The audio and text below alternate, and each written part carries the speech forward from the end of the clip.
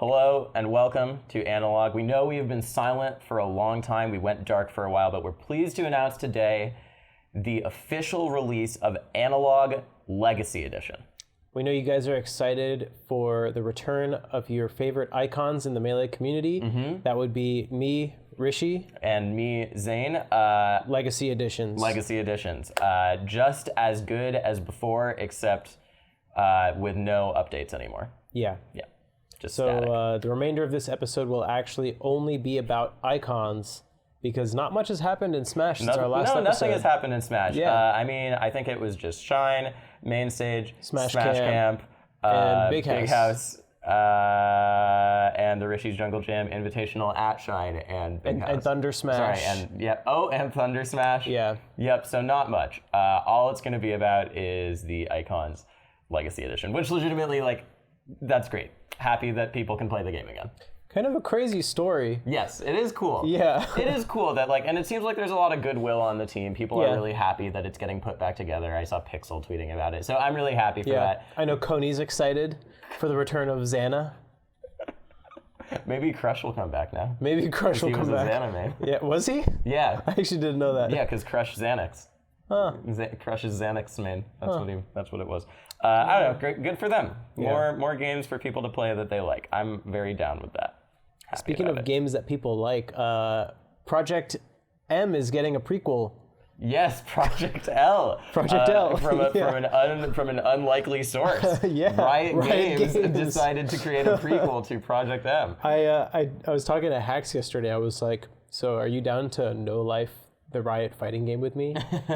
Project L. And he was like, is it actually called Project L? It's like, yeah, it is. Codename Project L. Codename. Riot announced a lot of new games during their 10th anniversary stream. Was that yesterday? That was 2 days ago. 2 days ago. Yeah. I've been staying up there as of recording very, very late because I've been playing Legends of Runeterra, the new card game. Oh yeah, which is pretty fun. I actually just today I was watching like the trailer on it and one of the breakdown videos because I don't even know how to play Hearthstone. I never touched any of those games. So I was like, I'm just curious what this is about. Because they dropped a lot of information on that. They did. The way turns resolve is very weird and not entirely intuitive in that game, but it's really fun. And it is beautiful. It's the best looking digital card game. It looks like you're just looking at a piece of Summoner's Rift. Yeah. I mean, that's the idea. But right? I just mean the way that they do the cards, instead of small vertical, it's horizontal when you have a card down and then you can right click on it and open up this beautiful landscape oriented art. The art is all incredible. The studio that did all the art has a portfolio of all the stuff they did. And it's really fun. I've been running a very fun Katarina Yasuo stun recall deck called Solo Queue Heroes is what I named it. Interesting. Which I've gotten quite good with. It's very fun. Well, I think this bodes well for Project L. Yes. Because Riot has spent a long time perfecting a very small number of things. So I'm pretty optimistic for the game. I don't know what kind of fighter it's going to be. It looks pretty traditional. It looks pretty traditional. I'm guessing that it's going to play very similar to Rising Thunder, which of course is what very it was built on, the fighting game that the Cannon Brothers and S-Kill originally made that got bought by Riot Games and is the base for it. I think the most important thing is that Rising Thunder, what it was very well known for was two things. One was that it was easy to play. It had very simple button inputs. No weird command inputs or anything. And then the second was that it had the best netcode in fighting games. And that's something that they've also emphasized with their newly announced first-person shooter, Project A, which of course is also a Smash game, and that's why we're talking about all these Riot Games properties right now, when we have 4 tournaments to talk about. Yeah. Well, there's going to be a lot of money in Project L, probably. We're just trying to stake our claim right now. This is now the #1 Project A and Project L fancast. Legacy podcast. Edition. Both those letters are in our name. Yeah. We can't cover Project F, which is the other one that they... What is that? It's the weird top-down brawler that they didn't give any info about. Wait, I missed that. Yeah, they didn't give any info about it. A day before the reveal, or a few days, someone posted a picture of Alf with pink hair. It was this is a big spoiler for the reveal stream, but no one will guess why. And it was because A, L, F are the projects, and then pink hair because they're making an anime about Vi, the champion who has pink hair. Why even? That's really weird, but kind of cool. What? Just the way that leak happened? It wasn't a leak. It was someone on the Riot team saying this is a huge... I was going to say, like, if someone is leaking you can go about it. No. It was someone who knew everything, direct way. But was trying not to leak it and being like, you'll all see. Anyways. I see. I mean, it's T-. They said that they are not going to release anything for a while on Project L, but obviously when that comes out, I mean, the analog will end and we will convert to being a Project L podcast. Yeah, for sure. So enjoy it while it lasts. Just like we did with Dragon Ball Fighters. Yep. Okay, let's get into the Smash stuff. It's been like 5 minutes of us talking about nothing else. I guess let's just go in chronological order. Yeah. Let's start with Shine, baby. Dude, I don't even remember what happened. I don't remember this tournament at all. We were like, who won Shine? Like probably Hbox. Oh, this is where it was Johnny and Hbox and winners and grands. Wait, where was everyone else? Leffen. This was the tournament where Leffen got fucked. Oh, Leffen.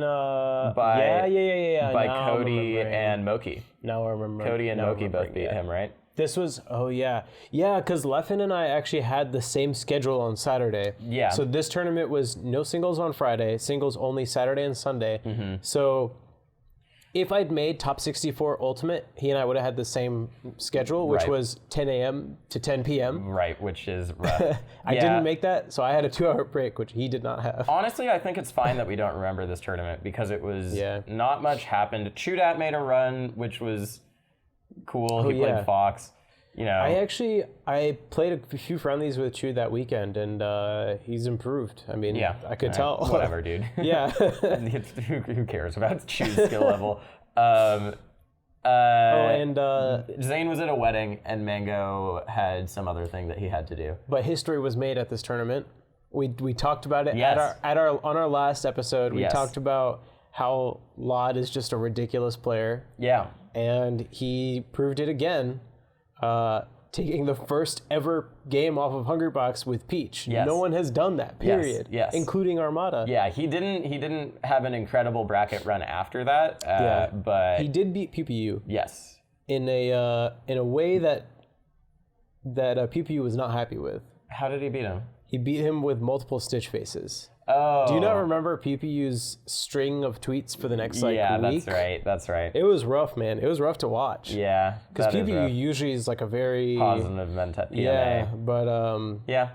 And Cody got third at this tournament. Cody loses to Falcon and then tweets about how he's gonna fuck up all the Falcons.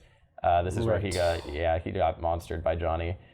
Wow. After getting monstered by none at the tournament before. Yeah, nothing happened in this tournament. I think it's safe to say that nothing happened, and us not being able to talk about it is solely a result of that, and not the fact that we haven't done an episode in a long time. Yeah, no, for sure, nothing happened. Yep. It's almost like the tournament didn't happen. Yeah. Poor Hbox. I mean, good stuff, Hbox. Good stuff, Hbox. RJJ, Invitational. Oh, yeah, that was at Shine. Yeah. Oh, wow. Okay. Yeah, it was fun. Yeah. Plup won. He played really well. Yeah. I mean, I don't know. It was the first RJJ Invitational. The meta was still pretty young. Yeah. Like, it was pretty apparent that a lot of people just didn't know, like, how to play it. Yes. You know? Like, so let's transition to the next RJJ Invitational, which happened at Mainstage. Mainstage or Smash Camp. I just misspoke. At Smash Camp. I actually haven't even watched it. I was there live, I know and you were I there, talked about this a little bit on a podcast with Melee Stats, with the Melee Stats deep dive with Wheat. Yeah. Most notable things were that Nico said he was going to go Falco, Ryobeat, because Peach is notoriously bad in RJJ, and then he went Peach the whole time, and he almost beat... I think he beat Free Palestine, and he almost beat someone else good. Okay, yeah. In the interim, I played RJJ with Llod finally in person, and like Peach is definitely good. Oh yeah, yeah. I mean, at least Llod's Peach is good, but like the stuff he was doing, I mean, the fact that you can refresh float on any platform you want, like Peach just goes where she wants. She just gets there kind of slowly, but her hitboxes are so big. She's still, I think, lower than the other top tiers. She's still definitely like probably overall is nerfed a little bit, but like her playstyle is just different in RJJ, and she's still good. Other things, Zane played Fox because he thinks Marth is bad, in RJJ. Which is not true. But he thinks Fox is He just broken. wants to play his secondary. Yeah, his Fox is actually way sicker than I thought it would be. Yeah, his Fox is good. His Fox is really cool. He did one of the coolest things I've ever seen a Fox do, which is that he did a turnaround laser land onto the side platform, which isn't consistent on RJJ because the props to him. Yeah. platform wobbles. You need to know. You need to react. He did a turnaround laser land, so his back was to the right side of the platform, to the edge. Yeah. Then out of that, he went into walk, and then he did a PC drop. So his character was facing right, turned left when shooting the laser, then faced right to do the walk, and then turned left again when he PC dropped off. Okay. Yeah. So he didn't need to turn around laser. No, it was probably snapback. Yeah, exactly. But it was cool. It was cool. That's funny. Anyways, and then None won, because None is just absurd in that game. I mean, who's surprised that None's good in that game? Absolutely no one. I mean, Falcon's good. Yeah. Yeah, I mean, it's just good. So far, no one's broken it. That's one of the things. Yeah, I mean, we got to keep pushing the meta. We need another Invitational. I think a lot of people aren't trying their hardest to really break it as much as they can because they're like, oh, it's just a side event. Like, let's just do it for fun. I think None may have broken it a little bit. How? I don't know, like by being None. But like the way he's winning, it's like using skills that we think are cool, right? Oh, I see what you mean. I mean, broken it in like, oh, this rule set isn't broken the viable. rule set. I thought you just meant. Oh, I see. I thought you meant broken. No, in I mean like no one's picked Puff and like timed someone out. Well, because it's designed to be unbreakable. Exactly, and that's what I'm saying. Like, I want people to test it, and so far no one has. Yeah. Though last time I talked to Coach Bobby, he said that he and the CLG boys have been trying to make it not fun, and I thought that maybe they would try it with Puff or something, but he said they're playing Peach and floating at the very top of the screen. Oh, interesting. But I think you can still beat that. I think you can beat that. It's the same way you beat the Rock. You just wait for Peach to come down, and in the meantime, you just wait for a Starman. Yeah. And then you get the Starman, you get to the top platform, and then Peach can't really run away from anyone on that stage. Yeah. Also, I think it's a little bit easier to challenge because the horizontal space between top platform isn't as big on something like the other Congo jungle stage. Yeah, exactly. Yeah. And you can kill her if she slips up at all. Yep. At the top like that. Yeah, because the ceiling's so low. Yeah. Yep. Mainstage, I mean Smash Camp, I keep confusing them. Smash Camp had some cool things happen in general. Yeah. Nut and Vavez went on a crazy run in doubles as we expect them to do, but that's more expected. The biggest upsets of the tournament came from young Zaid Spork, who beat Mango and Amsa. And Amsa, yeah. And That's someone crazy. else too before that, right? He must have. He beat someone else quite good before that, I'm fairly sure. Face roll? No, he lost a face Oh, roll. he lost a face roll, beat Amsa. He beat Lego, the god. He yeah. beat Meds. Meds. Yeah. John Wick. And Curve. Curve. Meds is the other Those big are all one. good wins. Meds is the other good one. Yeah, good stuff, Spark. Yeah, oh my god, dude. It's so weird talking about Mango right now at Smash Camp because he's so obviously playing differently. And he was not playing great at that tournament. No, he wasn't. For many reasons. But Amsa was playing pretty okay at that tournament, and Spark just proved what I've always said, that Sheik... everyone saying that matchup is actually bad for Sheik because the chain grab isn't real is fucking stupid. Oh, Sheik Yoshi? Yeah. Yeah, Yoshi wins for sure. You're so dumb. Actually, last night, Whiskers lost to a Sheik I've never heard of. He's terrible at that matchup. Is he? He's so bad at that matchup. It was literally like round 1 or 2. He lost to this dude. Did you see bracket? No. Yeah, I mean, I was expecting to play him at some point, or to see him play Nico, but he lost. No, Jamie is incredibly bad at the Sheik matchup. I remember at the Arcadian, I expected him to win Liftoff, which he got third at in the end, I think. He had to play against Vortex in winners semis, and he got absolutely mollywopped by him. And I was like, okay, I'll come play you with Sheik to warm you up more. And you were botting him. I just won every single match. And then when we would play at Columbia, I would counterpick him with Sheik. If I felt like my Falco wasn't playing well, or like if I was playing him in winners finals and I knew I'd play him in grand finals and I was down 2 games or something, I would just play Sheik. Dang. Because he's very bad at the matchup. Yeah. But I also think it's a very bad matchup for Yoshi. We'll come back to Hex's nightclub. But, yes, we will. For Smash Camp, there was some interesting stuff happening there. A lot of people, it kind of like reignited the discussion about like Johns at a tournament and like how much Twitter affects like how much a match should count, because it's like, all right, I'm gonna drink at this tournament, so what does that mean? Right. Inspired by that one practical task tweet saying that it shouldn't be counted, which I feel like it was a very stupid tweet. I agree. It was a bit premature. But I also think people reacted to it weirdly in terms of like how big a deal they thought it was, because I feel like if you've ever been part of the ranking process, you sort of know that everyone just counts every tournament they want to count and discounts other tournaments that they don't like. And so like I don't think people are going to discount the wins people got at this tournament. That's not really how it works. Yeah, I don't think so. Like, people don't actually do that much. Frankly, you see the head-to-head spreadsheet, and a lot of times it's like, all right, any single like non-zero number against a top 5 player, like you go up. On a similar vein, did people discount Broken Finger Hbox wins? Like, no. Everyone was just like, you beat Hbox at that tournament. Which honestly, like, so on one hand, like, that means the stuff that was happening on Twitter doesn't actually really affect the outcome. Yeah, it doesn't. But on the other hand, it's like the process is not that great either. Yeah. So I heard some conspiracy theories where people were like, no, I'm mad because PTAS is the one who ends up compiling the data at the end, and maybe I was like, PTAS is not tampering with data. Yeah. Like, there's no fucking way. I've seen errors before, but he's corrected them if I've pointed it out. No, he's not tampering. Yeah. So it's also weird with him because he's managing both the Melee PGR and the Ultimate PGR, and in the Ultimate PGR, he literally does have control over what does and doesn't count. Yeah, exactly. In Melee, it's like he actually has no say. Yeah. Like, he literally has no say. Yeah, so it's interesting. Except his ballot, I guess. I don't know. I think people were justifiably angry. Like, Nico was mad for many reasons, and I think that it was reasonable. Because Nico beat Westballs at this tournament. Yes, he did. Yeah. Yeah, which everyone knew was going to happen. Yeah. Yeah. I remember Nico telling me the whole story. But it was a legitimate win any way you cut it. Even if Wes is like a little fucked up, it's a legitimate win. I don't care. Yeah.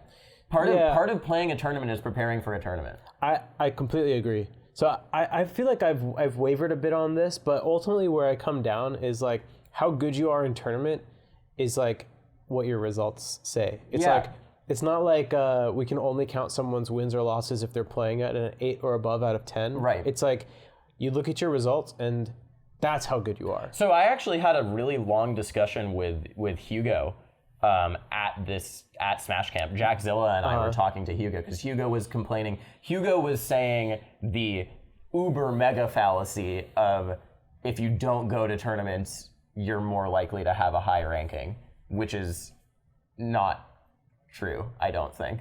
Yeah. Really. I mean, it depends on the circumstance. Like, I've seen it happen, but typically it hurts you. It does hurt you, but it's a sunk cost fallacy at the end of the day. It's an opposite sunk cost fallacy, right? People are like, if I didn't go to that, I wouldn't have lost. Yeah. Well, counterpoint, I know this sounds stupid. I'm going to quote subtle seeding that one Omega, just win. Yeah. But like, I mean, that's sort of what it is. If you go to a tournament, you're placing a gamble on it, and if you got upset, then you got upset. Yeah. Right? Like, that's how it works. I don't know. That means something about you as a player. Upsets do mean something about you as a player. Yeah. Even if you were playing bad, it means that your range might be different or something. Right. And I also think legitimately that when people, this discussion has been getting flared up in the Socal Melee Facebook group too, because Kami was very annoyed that he wasn't on the Socal Power Rankings or whatever, because he thought he went to too much and people who didn't go to as much had better stuff. But like, oh, but did he have like a lot of losses or something? He went to a lot of events and he lost at those events, and it was like, well, you were going to those events to try to win. Yeah. So I don't know. It's just like, I also think that PR panelists are usually nerdier than the people complaining about it. Usually, yeah. And they actually do look at the results. And if you have a lot of losses to one player, like, PR panelists usually take that into account, that it's like, oh, you just have a bad matchup against that player or something, within local regions at least. So as you can attest to, having been on like the Tri-State and NYC PR, where that's a thing that people talk about. At some point, I'm going to do a write-up on like my experiences managing the PR panels, because for a few years, like I've refused to be an actual panelist, and rather I've tried to like manage the process. Right, exactly. But the last couple NYC and Tri-State PRs, I was just too busy to actually run it, and like as time goes on, like the less I actually believe in the existence of a local PR at all. You're trying to get us to go back to GAR PR days. And that's partially because we have one tournament in Manhattan, and I think just having like a running score or something, it's more continuous. It allows us to get some more vision into like the lower ranked players, and it also just kind of keeps things separate from like the national level ranking. Like I don't think locals should count at all for those, and I used to not think this. I used to think they should be all counting the same, but maybe it's just my own perspective changing, where it's like we're talking about your results are like that's how good you are. You're as good as your results are. Yeah. But the preparation for a tournament between a local and a major is so vastly different, where it's like I'm going to locals in the middle of the week after a work day. Like I'm clearly not putting in the same amount of effort as I am for a major, and if I'm worried about that affecting my rank, I'm just not gonna go. If that's my priority, right? Yeah. And I don't want anyone to have to worry about whether or not a local is going to affect their ranking. Yeah. So I think it's healthier overall. Just run like a scoring system, like a ELO or GAR system, for the local. So, and then for the players who are in the running for national rankings, like their national ranks are going to be reflected in the top 100. I think I don't know about a GAR system in general, because we've done that before in New York, and it led to some pretty weird, whack rankings. Yeah. I'd have to look into that like more specifically. I can show you some PR images that were very funny. But it rewards attendance, and it rewards consistency in general, right? Yeah, but I don't think that rankings within a sub-community should award attendance. No. Rankings. I don't think rankings should. Yeah. I think they should be based on skill level, like perceived skill level. Well, it's when I was always doing my top 100 ranks, the way I see it is that higher attendance builds a level of confidence in someone's skill level, because you have more data points, so you build your level of confidence, and then that way when you have two people who are of a similar skill level, the person with the higher level of confidence is going to break the tie. Yeah, so maybe using like a Glico type thing. Yeah. The actual system is like subject to research. I would need to talk more about it, and Ambi Sinister has written a lot about this, about why ELO doesn't work and why. But I think that using a system for locals that doesn't prioritize attendance, but just has an attendance minimum, is the way to go. Yeah, sure. I think we could do that too. And I think there are. I don't know statistics like this, but I think it has to do with where the standard is perceived to be, and whether it's at the top or whether it's in the middle, and what you're getting dragged towards. Yeah. Anyways. I don't think it should be ELO, but I do think that, for one thing, I think that PRs, I don't know, it's weird because we haven't had a New York scene that has had like drive for where people to get better in a long time, because we haven't had a local. Yeah. But I think PRs legitimately do encourage people to get better and to play more, and that's a big thing. But do you not think like a running point system would accomplish the same thing? A running point system with PR things at the end of every period. Yeah. Like at the end of the quarter, you do like a final season results and everything. So I think a lot of people use True Skill, I think, is an algorithm that doesn't just over award attendance, and I think that a lot of regions, what they do is they use True Skill and then they use a panel for the PR. Like I know Chicago does that. Right. I think that's probably the best way to go. I think that's a smart way to go, because if you look at like the True Skill PR for Chicago, it doesn't over reward attendance. It is very much where the player's skill levels you think would actually be. Right. Or sorry, not the True Skill, but the PR itself. And so I think that's a mix of panel and True Skill. Right. Anyways, the one other thing I want to talk about with Smash Camp, because in the end, like at the tournament too, everyone was just like, after Mango was out, it was like, well, no one's gonna beat Zane. Like he doesn't lose to Falcons anymore, really. Yeah. And he had fucked up Nun thoroughly. Did he beat S2J the last time they played? Um, Because I actually, for some reason, off the top of my head, I can't remember if Zain has beaten S2J yet. That's a good point. They might not have played in a long time, though. Yeah, 'cause, I mean, they definitely haven't played in a while. But he used to lose to Nun all the time, and now he just beats Nun really hard. So that's more it. And also, Nun beating Face Roll was a big thing, too. Well, he beat Nun for the first time at Gommel last year. Yeah, that's a while ago, dude. But I don't think Nun has beaten Zain since then, right? Yeah, that's my point. Yeah. Okay. So when I say Falcons, I just mean we haven't seen him play against S2J. He's still sort of, I don't remember the last time him and Wizzy played, but they've been back and forth historically. But he used to have trouble with Nun. And then at Gommel last year, he beat him, and then he fucks up Nun since then. Yeah. So my point is, when people saw it was Zain Nun Grand Finals. S2J was the only other threat. Yeah, well, or Face Roll. But Face Roll lost to Nun. That's a theoretical threat, right? Yeah. Because that hasn't been shown yet. All I'm trying to say is that the energy went out of the room when it was clear that it was Nun, Zain, Face Roll in the top three, and when Griffin lost to Nun, it went out even more. Just because he had just Zain had just 3-0 Griffin was like a question mark, and Nun was like you're gonna Zane's lose. probably gonna win. Yeah. So the one other thing that I want to talk about at this tournament, because the rest of the results are not super surprising. Lego had a cool run. Albert had some good wins. Albert played really well. Oh, Albert beat Ginger at this tournament, right? Yeah. I watched I think I just saw the last game. Albert was playing hot. And he almost beat Face Roll.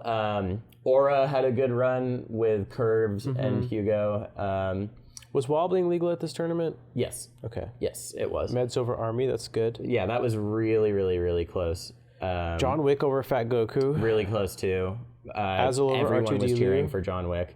Yeah. Yeah, of course, you're in AZ. Azel lost to Ryo beat. That was a fun one. Good tournament for Ryo beat. Aura over Hugo. Yeah, Aura over Hugo is good.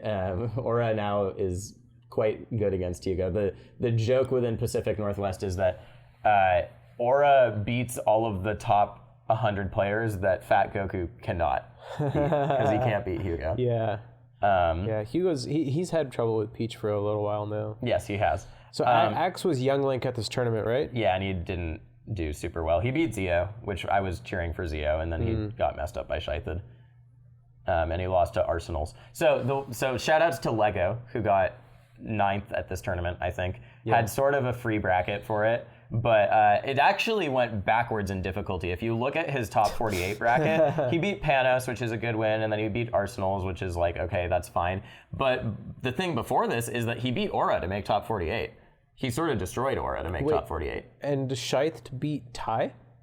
Shythid did beat Ty. So the two things I wanted to point out from this tournament are Lego had a good tournament. It was sort of an easy bracket, but actually beating Aura is a very, very good win. Shythid beat Ty, but the match that I want to highlight from this tournament is Ty versus Amsa. Yeah. Because, dude, poor Ty, 3 tournaments in a row now, has been on the cusp of beating a top 15 player and loses last hit. And this is the start of that. We'll talk about that more as we talk about Mainstage and as we talk about Big House. But Ty has had some real heartbreakers, and him versus Amsa was the set of the tournament.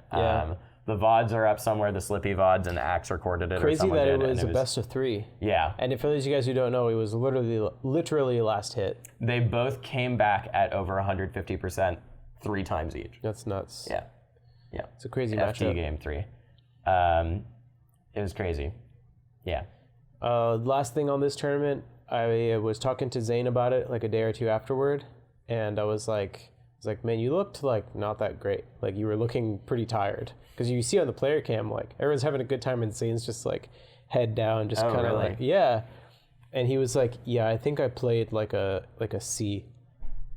And still just beat everyone. He was like, I feel really good about Melee. I won Smash Camp playing like a C.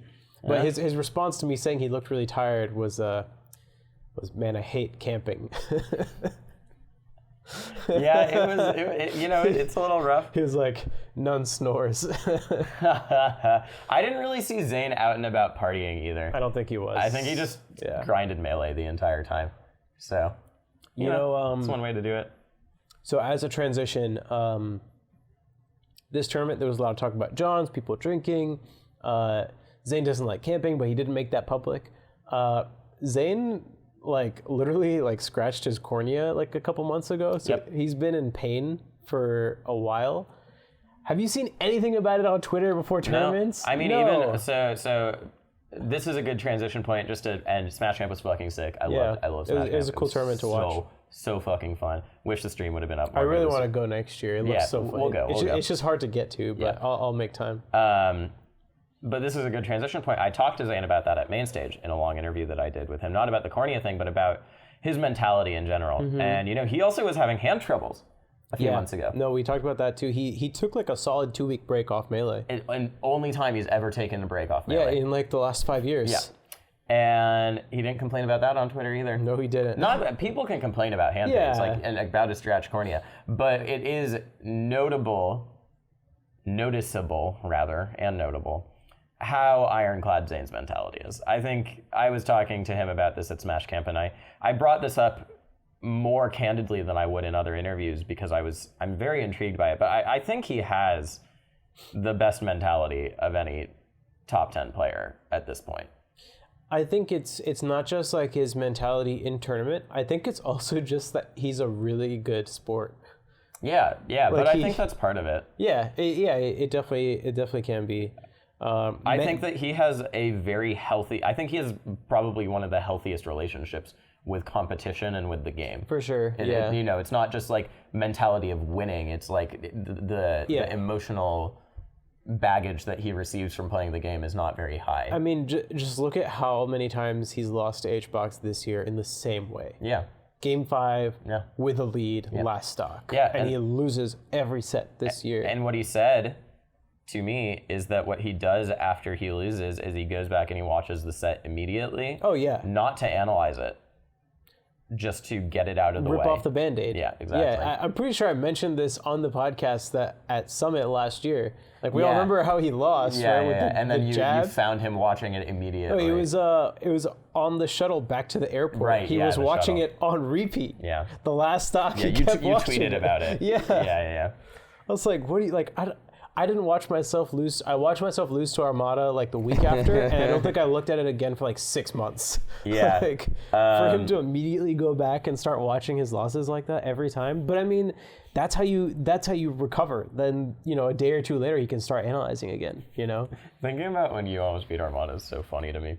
It was over 3 years ago. People had such a different picture of you back then. Yeah. People thought you were super fraudulent because everyone thought you were your whole thing was he beat Hbox on net play. Yeah. And everyone thought you were this net play warrior who was super fraudulent. You had such an immediate community turnaround, immediate as in the span of a year. But I think people think of you so differently than when they thought of you originally. Wow. I think people thought of you as cocky, as a Ginger type, when Ginger first broke out. Well, they got that right. No disrespect to Ginger, but that's how people thought of him when he beat Sammy too. So yeah. That was back on my God days. Yeah. Good times. Yeah, I guess we're done with Smash Camp. Yeah, I guess Mainstage was next. Mainstage is next. I was afraid I was going to switch tab and see that the date was the week before or something. Wow. No, I remember because I did Smash Camp into Mainstage. Okay, so Mainstage I think was a lot more interesting in terms of the gameplay. Yeah, I agree. More top players here. Yeah. We had a Hbox, Amsa, Game 5. The first time that these guys met in a tournament where the ledge grab limit was enacted. Yes. And this is something people have been complaining about for a while. I have a lot of thoughts about this. It's a lot of people, I think, erroneously see the ledge grab limit as intended to just nerf Puff. But it actually just eliminates a win condition for any character that I don't think any of us care about. We don't want you to be able to win the game by running away and grabbing ledge. I think it affects Marth and Sheik way more than it affects Puff.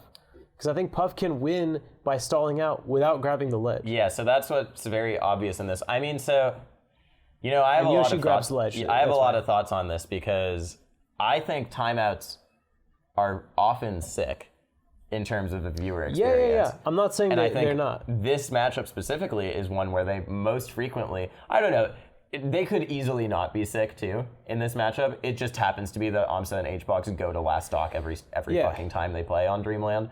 So and to be clear, like running out the clock is not something that I think we need to eliminate. What we need to eliminate is running out the clock where there's no counterplay. Right. So the funny thing though is that in this matchup, Jigglypuff doesn't stall by grabbing the ledge.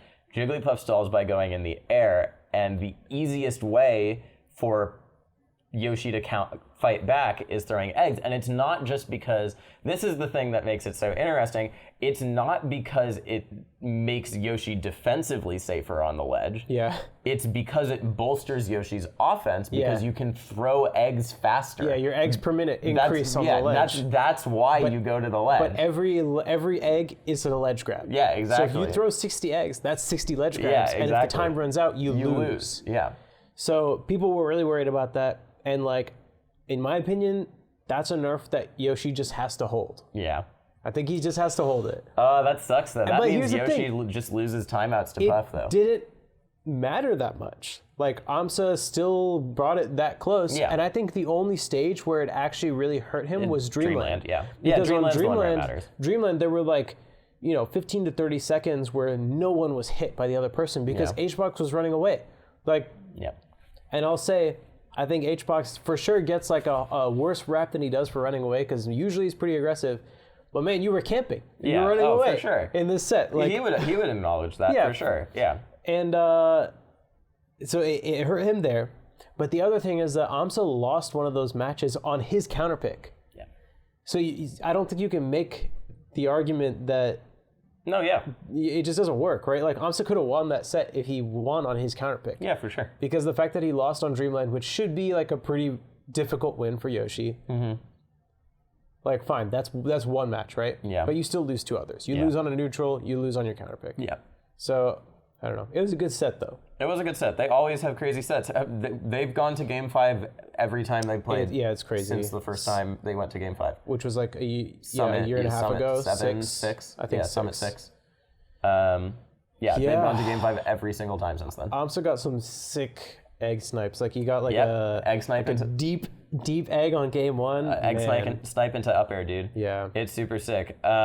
If we just go straight down from that, I agree. We have the craziest upset. So good. So there's a fun story to this too. I mean, because so I was talking to Wheat previewing this event, and I was saying we were talking about which players were going to do well, who was going to have big runs, who was underrated. One of my predictions. Actually, both of my predictions did not pay off in very funny ways. But one prediction we both felt confident in saying was that Army versus Chudat was going to be one of the most important icy dittos of all time, because the winner of Army versus Chudat, if seeding held, played against most likely Mango and then Axe, two notably weak against Ice Climbers players. Yeah.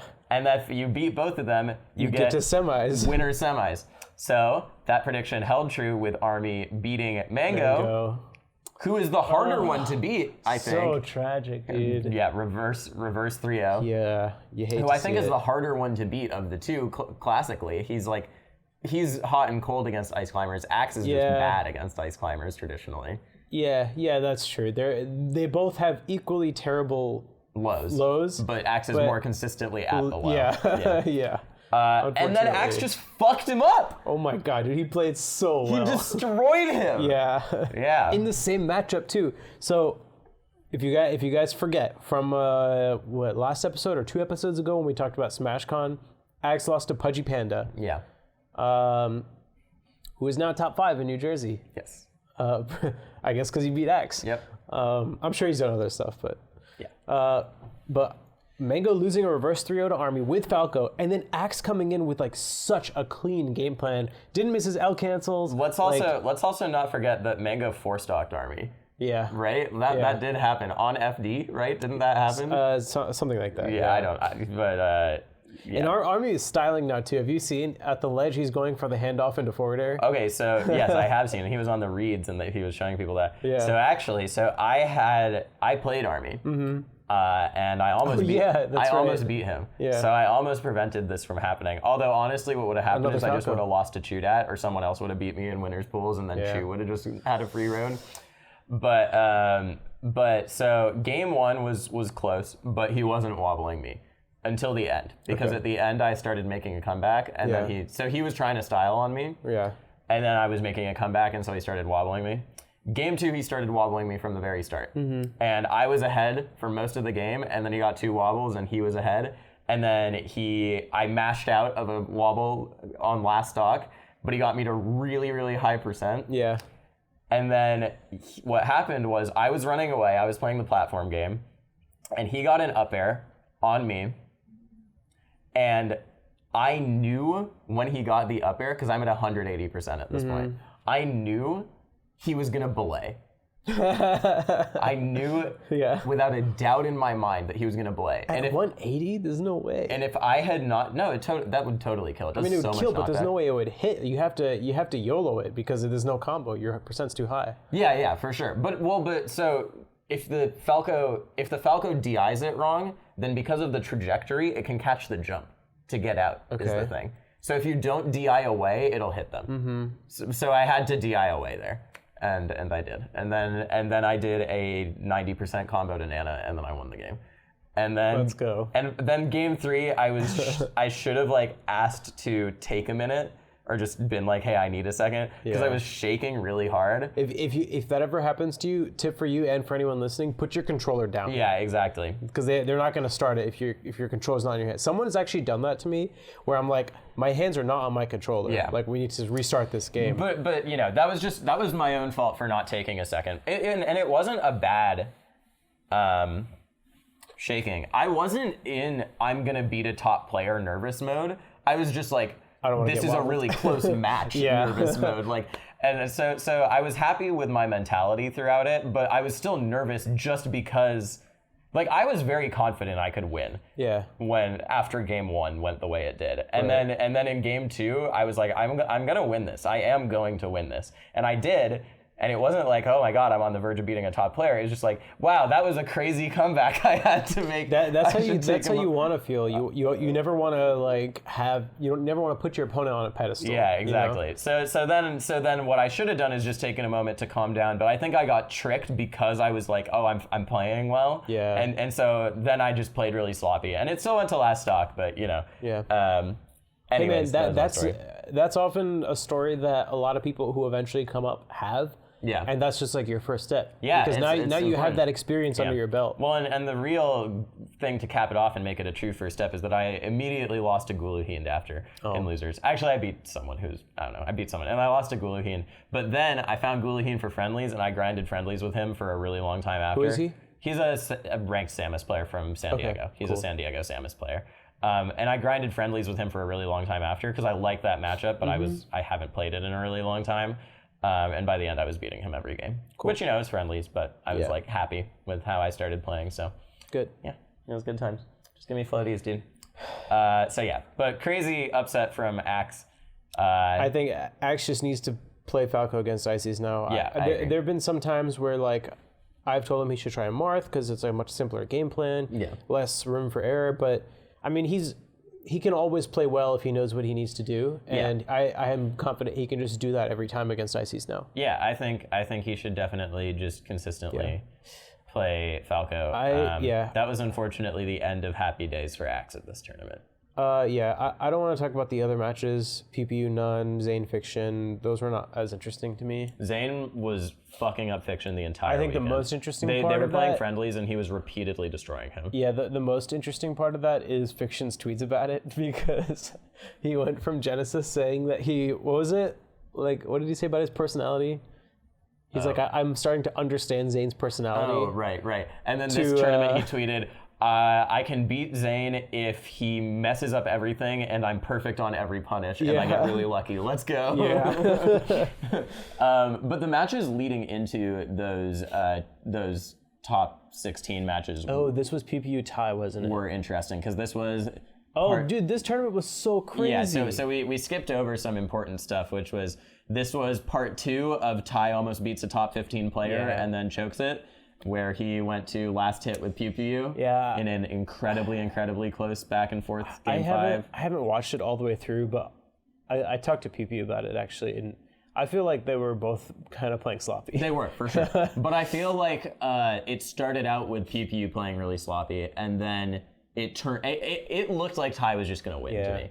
Like, even when PPU won games, I was like, Ty's playing so much better. Sure, yeah. And then Ty started playing really sloppy. Yeah, and to be fair, like, both players can coerce the opponent to play sloppy. Like, that's something you have control over as a player. It's not just like you are or not playing well. Yeah. But,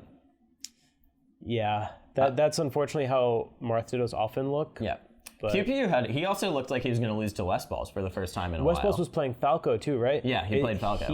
He's kind of given up on Falco for a while. I was surprised that he was playing. Maybe he's just not been practicing Fox. Yeah, but he went Fox against me when we played at Genesis this year. Yeah, but West Balls looked like he was going to win for a little bit. That was a really fun set too. Mm-hmm. I think Kevin, none of his wins were pretty, but he won. So that's kind of how he plays. Sometimes, yeah. It's when he's a good scrapper. Yeah. In general. None over S2J. None is sick. Falcon Triangle continues. No, nothing crazy with Zane. Fiction over Cody, Game 5. Fiction over Cody, Game 5. That was a crazy set too. I do want to highlight for a second Shroomed versus Fiction. So one of the things I was talking about with Wheat is that I felt like Shroomed has quietly been I forgot about that. Having an okay year. Yeah, he has. Like he was playing pretty good getting too. back up to sort of top 20, top 25 level-ish, maybe, at least in his skill. Maybe, yeah. Just by the eye test. He choked so fucking hard against Shep. So hard, dude. Like, he won the game. It was a classic, like, the opponent is in end lag and Shroom just does nothing moment to choke against Fiction. After, like, he had to make a crazy comeback on FD, too. So it was like, anyways, he choked so hard and then he lost to BillyBoPeep, which I was saying to all of our friends, like, Dewan is definitely going to lose to Billy. And he did, and broke my heart as I expected him to. And Billy lost to Nut Game 5, and then Nut beat S2J Game 5. Yes. And yeah, that's it. Yeah. Another really quick thing to point out is this tournament for Zane had two of the most interesting 3-0s I've seen him play. Mm-hmm. So Zane versus Azel, I don't know if you saw that, but I did not. Azel, it was a 3-0. But Azel looked really good. Took him to last stock Game 1, then he got 4 stock, and then he took him to last stock Game 3. But it was like, it was good. It was interesting. And then Zane Franz, another really, really interesting 3-0, whereas it was last stock every time. Franz really gave him a run for his money. And I asked Zane about both those matchups, and he was like, yeah, when it's a Fox, I just try to suss out how they play. And when it's a character I don't know, that I'm not familiar with, I just forward air and down tilt. That's completely true. Yeah. Most characters can't beat that. Yeah. But Franz is sick, dude. Yeah. So, I mean, the real story of this tournament was probably Hugo. Yeah. Who lost to Azel in round 1 pools. Yeah. And then beat MikeHaze. Mm-hmm. And IBDW? Meds? Right? Yeah. He beat MikeHaze, Meds, and IBDW all in a row. Yeah. And then lost to Franz. Yep. So classic Hugo. Good stuff, Hugo. Good stuff, Hugo. I mean, it is good. That's a top 10 win. Those are some nice wins for him, and I absolutely knew Franz was going to beat him. I mean, yeah, I guess. Hugo cannot beat floaties these days. He just can't do it. I guess, yeah. He's so... I'm sure he felt... I remember him being upset that he had to play a doc, too. He was like, I don't fucking know this matchup, dude. But really I mean, good wins. I mean, Socal showed up in style, dude. Yeah. Socal had 3 of their young blood players in top 16 between Nut, Franz, and it was just 2. It was Nut and Franz because and Lucky and Mango. Right, but I mean like the Socal up and comers because Nut had a double jeopardy with some other Socal player. Nut had to beat Billy to get in, so honorable Socal, and then S2J. Lucky beat Mango. That was kind of weird. Oh yeah. And then Lucky lost to Ginger, right? Yeah. That was weird. Lucky beat Mango, beat None, and lost to Ginger. And then Mango got on the mic. That was really funny. Yeah. So the other prediction that I made before this tournament, So here's all of my predictions, which all panned out horribly. One was that Dewan might have a good tournament. Okay. Because... And he did not. No, he did not. Nearly did not. Because I did this podcast in between Snatch Camp and Mainstage. Mm-hmm. The next was that Mike might have a good tournament. MikeHaze. Because another player who I think's been a little bit resurgent. But he lost to Hugo and Hugo's brother yelling at Mike. Yes, which Mike was angry about the entire weekend. Oh, yeah, but I saw the tweets. not to like shit on Mike. Yeah, it's just because he talked about it super publicly. Yeah. But then they made up and they were playing poker again, as I knew they would. Yeah. And it was fine. It happens. But he was so mad at Hugo. And my other prediction was that after this weekend, IBDW would be seated over Mango. And that didn't happen. That did not happen because what my prediction was that Mango was going to have a not great weekend, and that if you looked at the players here, Cody would do. I feel like Cody had good matchups against the top 10 in general. Yeah. Like I think Cody has a better matchup spread against the top 10 is what I was saying then. They both kind of did aside equally from the Falcons as badly. Yes, and then they both did quite poorly. Yeah. So that Mango placed higher, but I think their losses were about even. What it was Lucky and Army and Hugo and Fiction. It's kind of even. Yeah, it's even. Okay, so my prediction at this tournament was that Zane was going to beat Axe for the first time. Yep. That was also my prediction. I forgot about that. I thought he was going to beat Axe for the first time unless he played Hbox first. Because I knew if he lost to Hbox in another Game 5, which he did, he would not have the energy to beat Axe. Because I thought the way that Zane was playing for the rest of this tournament was super sharp. Yeah. And I felt like it was finally going to be his moment. And it was... It wasn't. He lost to Hbox in the same way. Yeah. In winners finals, and then got 3-0'd by Axe. He got fucked up by Axe, and then Axe ran out of energy. So the against Hungry Box. Yeah, and I think Axe kind of said afterward that he basically kind of gave up, like he was just playing for fun. He did. He said, "I'm sorry, I didn't have the stamina." And but I want to say his set in winners looked really good. Yeah. It was a 1-3.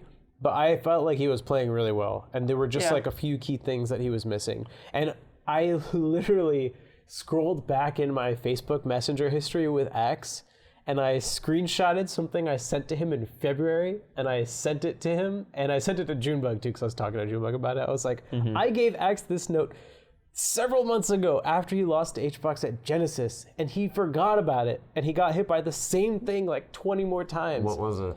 Hbox walks away and shields. And then Axe goes for a cross-up nair and gets shield grabbed for it. Oh, because he turns around? Yeah, because Hbox just walks away and shields. I mean, that's crazy. That happened at Genesis so many times. Like, he got so many free grabs off. And that's just Hbox hard calling him out. Yeah. Like a habit that Axe usually gets away with. Mm-hmm. And when I told Axe about it in February, he was like, oh yeah, I'm used to like Marths and Sheiks doing it to me, but not Puff. It's the same thing. He did it again, and he got hit by it again. Like, think of how many neutral interactions those net out into a loss. Yeah. And if you make that one adjustment, I mean, you can always say this, right? Like, Hbox can do one thing better too. Yeah. But it's just like something really obvious that stuck out to me, that it's like you can take those interactions back. You can take all of them back. Right. You know? Right. So that was tough to watch, considering how well he played for the rest of it. Yeah, so, I mean, this was a big question mark for me, because what I've been saying for the whole year is we haven't seen Axe play Hbox since Genesis, and he was so close. Like, he could do it, dude. Like, I kept saying the edge cancels into up smash. Like, he did so many crazy things. But this answers a question for me, which I think is that, no, Hbox is still probably going to win most of them. It's not like Axe has, like, solved the matchup. Not yet. So he's making strides, but Hbox is still the stronger player. Yeah, which is really important in the question of him versus Wizzy, where you place them. Mm-hmm. I mean, like this year, the rankings still has those. The rankings wins. Are pretty much over and done with. But going forward, like seeing those two jostling, the question was, Wizzy's thing is that he can beat Hbox. Yeah. But Axe could be on the cusp of like doing that with Hbox. We just don't really know. Yeah. And now it's pretty clear. No, Wizzy's the one who has Hbox's number. Axe is still going to lose to Hbox most of the time. So. But Wizzy doesn't have nearly the same number of results. No. Yeah. I mean, so I think it can still be a toss-up. Yeah. I just mean in terms of those two are so weirdly diametrically opposed in terms of who they. But actually, they might not even be 2 and 3. No. By the end of the year. No, they may not. We have to wait till this weekend to see EGLX because the kid has had a rousing victory in what we're going to talk about. We're not going to do a break this episode, right? Let's just fucking power through. Sure. Yeah, let's go through it. Big House. Yeah. Mango wins Big House. After 13th at Mainstage, he tweets out, I'm feeling a 13th or a 1st at Big House. Mm-hmm. And, well, one of those things came true. Yep. He got 13th. Last note on Mainstage is that Nut is like breaking out more and more every single Oh, yeah, time. he went to Game 5 with Army. Yeah. Which is not that uncommon. Oh, and he beat Ty. I totally overlooked this. Nut's good, dude. Yeah, he's a nut. Nut's a nut. What a fucking tournament Big House was. Crazy, man. What a tournament. Oh my God. Tell me about, because this was your first, this is the only one of these tournaments other than Shine that you went to. Yes. You have a more vivid memory. So let's go through your experience of it first. Big House was probably my favorite tournament of the year. Yeah? Frankly. It was just like, I mean, a lot of these other tournaments are kind of 2 days. They're like technically 3 days, but singles is really Saturday and Sunday. Mm-hmm. This event, singles, was Friday, Saturday, Sunday, so everything was nice and spread out. Mm-hmm. Had lots of time to hang with people. Like, how did you feel about the large amount of singles on Sunday, though? I was fine. Okay. Honestly. And I entered both Ultimate and Melee, so I was playing both throughout the weekend. Mm-hmm. Just singles. I did Cruise, got third with Tri-State on Friday. I mean, there's always like little scheduling things that you can make improvements on, but for the most part, I felt like it was pretty good. Yeah, I didn't have a lot of complaints. It was a really fun tournament overall. Tell me about your bracket. What even happened in my bracket? Where am I? Oh, wrong pool. Yeah, other pool. I went into this tournament with kind of like a different approach than I normally do. I think this is the same pool. Oh. I felt like for a while I've been playing too stiff. So one of my goals this weekend was to kind of come in playing looser. There I am at the top. Where you belong. Yeah. All right. But I felt like I wanted to play looser, and I wanted to be less stubborn about sticking to game plans and just kind of like play my opponents, feel them out. Mm-hmm. I feel like that's something that's especially been holding me back in the Spacies matchup, which is, one of the ongoing sagas for me. Mm-hmm. And I feel like I stuck to that. So you played Plup. Who did you play before that? Mateo. Yeah. So the Falcon player. I was going to be playing King Momo, but he ended up not showing up. So I played Coin, a Luigi, into a Falcon. And I had been warming up for Spacies all day, and I had never checked my bracket to see whether Momo actually was there. But I did end up playing Mateo. I beat him kind of badly. Sure. Then you played Plup. Then I played Plup the next day. Mm-hmm. And I don't know. I mean, I came into the set feeling like I could win. And I think I could have. I won game 1. And then I made quite a number of unforced errors throughout the remainder of the set. And obviously Plup is a strong player too. So he ended up coming out on top. So it was fine. Like, those mistakes were on me. For the most part, I think I was playing well. So then into losers, I played 100 grand. Mm-hmm. Who played green? So me being the gracious player that I am, I not only gave him green, but I gave him port 4. Wow. I can't tell you how many Marth I've played in the last 2 months, and they always take port 4. I'm like, go ahead, take port 4. It's fine. And then you woofed him. Yeah, I don't want to say whoop, but it was solid. 3-0. Yeah, it was a solid 3-0. The games weren't like super close. Yes. And then I played Free Palestine. This was all off stream, but I have the replays and I put them on my YouTube channel, which I'm a Smash tuber now. In case you guys have missed out over the last couple months. Love that word, Smash tuber. Yeah, I'm a Smash tuber.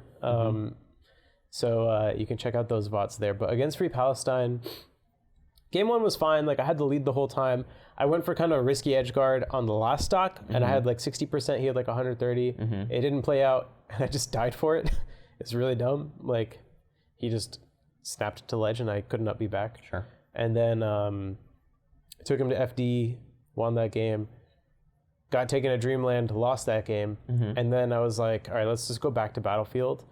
And I was down 1 stock to 3. And then I took that stock and then he hit me a bunch of times. And then he was at like, I don't know, 80, 100% on his 3rd stock. So he had 2 stocks left. And I had 144% on my last stock. Oh, you did tell me about this. Yeah. Literally my last stock. Yeah. I'm down 1-2. Yeah. And I went back and watched it, and like, it wasn't just like stray hits. Like, he was edge guarding me, and like he hit me. Like, I upbeat onto the stage. He nared me back off the stage, and that's what put me at 144. And then he went for the like the full hop, and then you know how Sheik will do like a fast fall bear to cover everything and kill himself in the process. So I read that, and I just fast fell. So I went with his back air. You went down with it. And then his hitbox disappeared, and I upbeat back to stage, and he died. That's crazy. And then I just didn't get touched the next stock. That's nuts. So I like when you're trying to make a comeback like that, you can't go into full defense because they can always just kind of hit you for that. Yeah. So it's like a mix of like really hard defense, and then every once in a while, like, you check them. Right. You know, it's like, I'm throwing a down tilt here because I know you're going to come in here. Right. It's like calculated risks. And like that's how I feel like I'm playing when I'm at my best, when I like know what my opponent is gonna do, to the point where it's like, I know you're not gonna touch me, and I know when you want to try. Right. So I like won just enough interactions, and some of them were not like safe hits. Yeah. It's like, I know that you're not gonna hit me here, and I know I have to take that risk, because if I don't, I'm losing the game. Right. So that happened, and then I just like, I won neutral a few times. I comboed him off stage, and then I called out his up B with like a wave dash back air, and it just tippered, and he died. I should start thinking of Melee like I think of Pokemon matches, because everything you just said rings true to how you play Pokemon. Yeah, like calculated risks. Yeah, well, I mean, that's sort of just how you have to play Pokemon, not even in like the comeback situations. Yeah. It's like, the Pokemon a lot of the time, if you just do the safe thing, you just lose. It's all about daring the opponent to not call you out when you do something. Yeah. And then you get momentum, and then you translate that into a win. Well, dude, what I just described is like the story of every set I've ever played. Yeah, exactly. Right? I was going to say also, I didn't want to project onto you too much, but I was going to be like, that's a very Rishi thing. It's the thing that Llod tells me all the time, where he's like, you don't start playing until your last stock. Yeah. Yeah, and I've said on this podcast many times that I think there's a lot of reasons why you have so many last stock scenarios. One of them being that you have better defensive tech than most other players. But like, but it's also a mindset thing. It's like something kicks in, and it's like, that's how I want to play all the time. Yeah. But I don't know. I think I need to access that, and then like calibrate it a bit for how my opponents play when they're not feeling desperate. The way that you start comboing when you're on your last stock is very different than how you combo most of the other time. It's very interesting. Yeah. If you watch your last stock scenarios, because I mean, the classic one is like me versus Zane, right? Like that whole set. Yeah. That's what that is. Or the one where you lost to S2J at Genesis. Yeah. That is also Wait, Genesis? Did I play Was it Genesis? The one where you're like, I should have nared. Oh, Evo. Say Evo. Yes. That combo. Yeah, no, same thing. That combo was crazy. Oh, yeah. It was a very different combo than how you usually combo Falcon. Yeah. And then you just choked it at the end. Like, not to bring up bad memories, but you were like, oh, I should have nared instead of trying to F smash. But, for sure. But that whole combo string, like, the rest of the set, you're doing like these oppressive things on the side platform and killing him. And on that one, you just combo him across the stage up to the top platform. And every hit, when you play in your last stock, it feels like you're making every hit like a 70-30 in your favor, instead of an 100-0 that won't lead to anything after. The way I kind of think about it is like, when I'm playing my opponents, I'm like, I like write something down in my head, like, all right, I know that this is going to happen next time if I want it. Right. So then when my back's to the wall, it's like I'm cashing in on everything that is how it feels, because it feels it's really similar. I feel like when you are on last stock combo, you combo like how Kevin combos normally. Yeah. Where so many of Kevin's combos are like, that was not guaranteed. That it just kind of worked. You dared them there. Like, you are daring them constantly to check you with your combo game instead of doing like something that would work, but that would be able to get out of afterwards. And it's just cashing in is the right way to put it. Yeah, that's something I've thought about for a while, and I know it's something I'm good at, but I want, like, my focus in the last few months has been like, I need to not let it get to that point. Yeah. Like I need to play in such a way that I'm taking command of the game before I need to pull it back. Well, so here's something interesting. When you've had sets like that and you win them, does it affect the set afterwards? If you've played really well, if you have been pushed to that place? I don't think so. Okay. I mean, it can. It just depends. Right. Yeah. But speaking of, my next set was against Cody. Yes, that's what I was trying to... This is a set everyone... Because it certainly, you didn't end up playing super well as a result of that. So my approach into the set with Cody is kind of what I was... looseness. Yeah, exactly. Yeah. And I kind of think of it how I played against Zain a couple months ago at one of the earlier Hax's nightclubs, where he'd been beating me for quite a while. Oh yeah, the one where you finally, the last one at the old space. Yeah. So in winners, I was trying to access like that looseness and like not be afraid to, like, trying to not be too stiff and try not to stick to like one game plan the whole time. I'm like, let me just play loose and kind of see where it takes me. And it was close, but he won that set. And then in losers, Zain you're talking about. Zain, yeah. And then in losers, I was like, all right, I'm gonna take what I was doing earlier and just clean up like a couple of these things that were sticking out to me in my head. Sure. And then I ended up winning. Yeah. So that's kind of how I wanted to approach it with Cody, where it's like, all right, I'm not just gonna sit in the corner and like dash dance and like, you know, space down tilt. Like I kind of want to play loose and see where it goes. And I mean, I ended up getting bodied with Marth. And game 1 and game 2. Yes, on FD. So then game 3, you went DK. Yeah. So I went DK and I won that game. You did win that game. Do you have anything to say about that game that you won? I don't know. Not really. I think it speaks for itself. Cody looked very upset when you locked in DK. He looked upset throughout the entire game. Yeah. I don't think he knew what he wanted to do with his face for that whole set. I understand what you mean. I don't think Cody was legitimately that mad. He just looks that way sometimes. He was a good sport about it. Like we talked about it later. Like he kind of joked about it. Like a lot of people have mentioned to me like, oh, Cody like looked really tilted during that set. Like I don't know, maybe he was, but he was definitely a good sport about it. So it's fine. So you beat him on FD, which is obviously DK's best stage in the matchup. And then the punish game and stuff. And then he takes you to Dreamland. He is very obviously expecting you to go back to Marth from the way that he reacts when you stay DK. And you do stay DK. Tell me about how you're feeling then. I don't know. I was just playing like in like a tournament match. I was just playing my best. And you felt like your best with DK would just be better than your best with Marth? That's where my heart was in that moment. Okay. And I think I was doing really well until I SD'd, honestly. On Dreamland? On Dreamland, yeah. Yeah. It was even until I SD'd. Yeah. And then I SD'd and it slipped out of my hands. Yeah. But... No, I could have won that set. You were doing well, but also Cody hadn't hit you with the Mack truck yet. And then after you SD'd, Cody also, like... Then he started doing the things that you expect Fox to do. But if I never let the momentum come out of my favor, you know, you can keep that up. I see. He started punishing you the way that Fox is supposed to punish DK in that matchup. Yeah. Or that, you know, that the potential that Fox has. I could have won. Okay. I could have won with DK. Okay. Yeah. We'll get Cody on and ask him. You can't call it a meme pick if I took a game. I don't think your DK is a meme pick at all because it's good for my ego if it's not. But also you've like fucked up Ryan last time. Yeah. Y'all played. Oh my god. But yeah, I mean that was the end of my tournament run. Who do you think is better against Martha's DK? You or Ringler?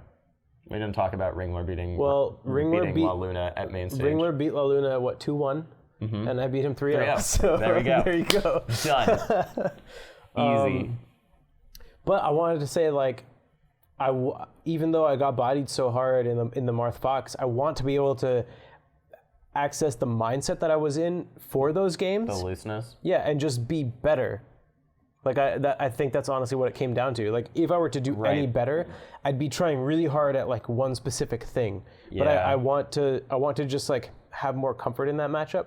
And I was getting it throughout the weekend. It's just Cody's really, really good against Marth. He is. When I played Mango in Cruise, I beat him 4 stocks to 4 stocks. Speaking of Cody being really, really good against Marth, so immediately after he beats you, he plays Forrest. Yeah.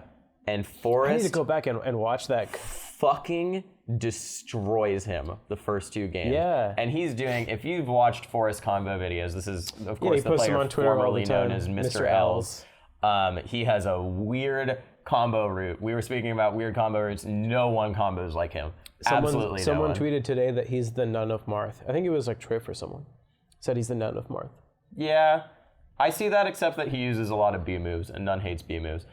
Well, I mean, with Marth, like, they're all sword moves. But, yeah, he was playing so well, and then Cody clocked in game 3. Cody tightened it up. He reverse 3-0'd him twice on FD. Yeah. But I remember I was watching that set behind them, and I was like, when I watch Forrest and when I watch other Marths fight Fox, like, they make certain things look so easy. And it's like, why can't I just do that? Like what?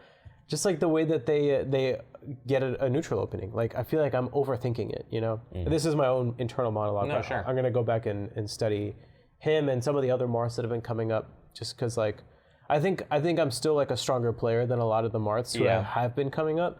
But, like, there's a lot of that I can still learn from them too. So I'm gonna definitely study. I think that this set, I am always skeptical when people talk about mentality stuff within sets, because the reality of it is you can just play really good in one game and then play bad in the next game within the same set. So I think that you've got to, like, I always a grain of salt if someone is like, oh, he just, you know, his mentality broke or something. I don't think maybe that Forrest's mentality broke. But what was interesting to me is that Cody has been very public, and that's why I feel more confident in talking about this, with his struggles with mentality and struggles with, like, staying locked into the game when he's in, you know, high pressure situations. And it's been so evident that in his rise to a top 10 player, that is something that has changed for him. And when he beat Forrest, he just wrapped up he knew he was winning that set 5 minutes before he did. I'm honestly surprised and impressed by how well Cody does, given how much he complains on Twitter. Most people, the more they complain, the more excuses they give themselves in bracket. But I think Cody is like, a lot of times people give those excuses as like to preempt their own performance. But I think a lot of times he just like believes it too much. It's how he gets his... To the point where it doesn't harm him as much. It's how he gets his negativity out. And like, if the negativity were there when he's playing, it would be harder for him, I think, in some ways. Yeah, definitely an interesting player. I mean, to reverse 3-0 in Marth Fox and look that calm and collected while doing it, I mean, obviously it's one of Cody's strong matchups, but like, it's really impressive. But I mean, Forrest also beat Nunn at this tournament, speaking of the Nunn of Marth. So amazing tournament for him. For sure. I really want to see him at more stuff because he plays so sick. I think he's the Moky of Marth. Okay, I could see that. Yeah. Before we get off the Cody topic, I want to talk about Cody versus Mewtwo King. Yes. Lots of thoughts. Please. The first is that the final stock, I only saw the last game, but the last stock was the most Mewtwo King stock I've ever seen in my entire life. It was insane, dude. It was textbook Mewtwo King, like literally textbook. And I think Mewtwo King is one of the players that people have the most false perception of, like the most incorrect perception of his playstyle. Okay. Because people see Mewtwo King and they call him the robot. There's an episode of him. Yeah, but it's called the robot. So he's not a robot. He is a. He's a cheeser. He's a pair of dice. He's a cheeser, dude. He's a die. He's a die block. He is the best. He is a pair of loaded dice. Yeah, it's exactly what. That's what he is. But like, if you go through the years and you watch what he does with Marth, it's like, here's his trademarks: running across the stage and picking an option. And this it's is either F smash or grab or dash attack. Yeah. And this is why his Marth is better than his Sheik, is because when both of those characters run across the stage and pick an option, Marths go farther. That's actually why his Marth is better than his Sheik, because that last stock, he goes to ledge. And he's at a deficit at this point. Yeah. Cody has the lead. Game 5, last stock. stock. I think he's at like 90%. Yeah, he goes to on Dreamland. He goes to ledge, He camps there for a minute. That classic Mewtwo King. And Mewtwo King's always said, like, he's not usually willing to run out the clock on the ledge. Usually if his opponent backs up, he gets back on stage. Yeah. So Cody backed up. So Mewtwo King got on stage. Cody's on the other side. He runs all the way across the stage and dash attacks. And it's nowhere near Cody. Does not even graze him whatsoever. Somehow Cody ends up on the right side of the stage. Mewtwo King goes over there. And then he's just like standing around. And then he decides to F smash, and Cody's what, at 0, at 20? Yeah. Something super low. Yeah. If Cody's holding down, Mewtwo King dies. Yeah. But instead, Cody dashes towards Mewtwo King, clearly not holding down because he's moving. F smash just knocks Cody off the stage. Yep. And then Cody is like, okay, I'm going to side B. So he does a jump, and then he goes for up B. Oh, it's up B, yeah. And Mewtwo King gives it like a split second, jumps off the stage, double jumps, goes for fair, and then goes for a suicide down air. Yeah, when Cody is at 40%. 40%. And he wins. Yeah, yep. And P-Test, so someone tweeted at P-Test and was like, because it is a crazy low percent dare. It's on Dreamland. Yeah, where it's really you're low actionable. down. You're actionable soon. And so what so someone asked P-Test, my friend and I had a bet that if IBDW had just upbeat, he would have won that game. Because it's right on the fringe where it's like, was he out of hit stun beforehand? And what P-Test said was that if he had upbeat, he would have died because of the dip that you get from upbeating when you first start upbeat. So what he would have had to do is wiggle out and air dodge. But even if he did that, M2K would have gotten up and been able to upbeat. If Mewtwo King upbeat, then there was no situation in which Cody would have won. Yeah. Basically. The only situation is in which he wiggles out and air dodges. Maybe if Mewtwo King fast fell to his death. And M2K does nothing, or when Cody, there's a slight chance, P-Test is pretty sure the dip kills him, he could upbeat, but even if he does, he dies first. Yeah. Yeah. I don't know. That was the most classic Mewtwo King stock I've ever seen. Yeah. My thoughts don't stop there. No, let's please continue on the Mewtwo King train. So more on this. Because after he beats MikeHaze and Cody, he goes up against Hbox. Yes. And I don't know if you could feel it at Big House, but I felt something in the air when this match was starting. Oh, I felt it like that morning. I was playing with two Saint, and we were like, Mewtwo King is probably going to beat Hbox. We were like, Hbox hasn't played a good lame fox in so long. Exactly. Every fox tries to play like, all right, I'm going to like laser a bit, I'm going to go in, go out, like try and nair him out of the air. I think that people have a misconception about Cody too, where they think that Cody plays lame because, I don't know, because of his personality. He plays the matchup. Yeah, he just plays the matchup. But Mewtwo King, he will run away, and he will laser, and he will laser, and he will laser. And then he just finds kill options. Yeah, he just finds it. Spams up air. And he spams spot dodge. Spams random up smash. How do you beat that, man? It's loaded dice. He just lasers the entire time. Yeah. He gets one hit. All he needs is one hit. Because he gets one hit, and that plus the laser damage, Puff is at kill percent. He kind of reminds you that Puff dies at 50. He does, dude. Puff dies early when he's playing when Puff is against M2K.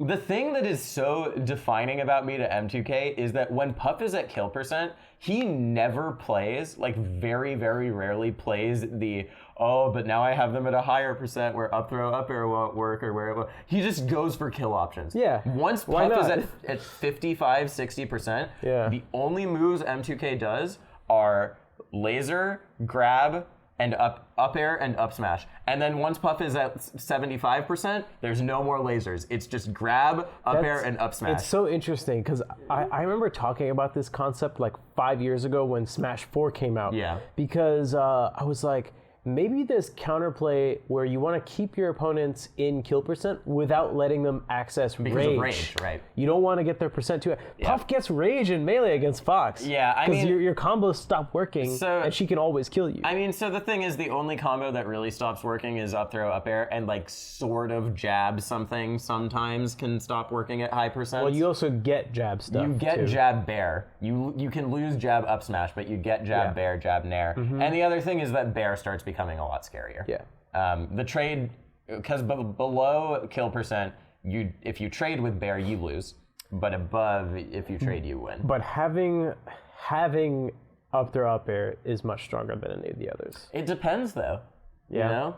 Because in certain situations, it's like, I don't know, is having up throw up air against Axe good? I don't think so. I think that you do more damage to Axe. I mean against Puff. No, but I just mean I'm using Axe not because of Pikachu, but because he's so good at SDI, right?